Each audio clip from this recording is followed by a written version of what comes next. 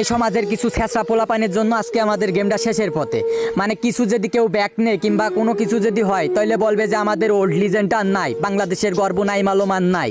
ভাই কোন কারণে নাই? বিটুকে বিএনএল আর নাই, মানে আমাদের মাঝে নাই। যে ওল্ড ক্রিয়েটর ছিল তারা নাই, সবাই গেম থেকে লিভ নেছে। কিসের জন্য লিভ নেছে জানিস? আগে যেখানে একটা গেম প্লে ক্রিয়েটরের ভিডিওতে ভিউ হতো 1 লাখ 2 লাখ 3 লাখ 1 মিলিয়ন করে ভিউ হতো, এখন 30কে 20কে 10কেও করে হয় না। কিসের জন্য হয় না জানিস? তোরা একটা মেয়ের আইডি পেলে উড়াধুরা সাপোর্ট করিস, মানে সে মেয়ের মনে একবারে বউ ভাবিস নিজের, মানে মেয়েদেরকে পাইলে তোদের মাথায় আজ কাজ করে না। ভাই কিসের জন্য? যারা ভালো গেম প্লে করে তাদেরকে একটু সাপোর্ট কর, তাদের ভিডিও দেখ। তোরা তোরা একটা মেয়ের আইডি পাইলে তোদের মাথায় আর কাজ করে না। আর অবশেষে এক একটা স্ট্যাটাস দিবি যে আমাদের বিটুকে নাই গেমে, আমরা আর গেম খেলবো না, আমাদের গেমিং কমিউনিটিটা শেষ হয়ে যাচ্ছে। ভাই তোদের এই কারণেই তো গেমিং কমিউনিটি শেষ হয়ে যাচ্ছে।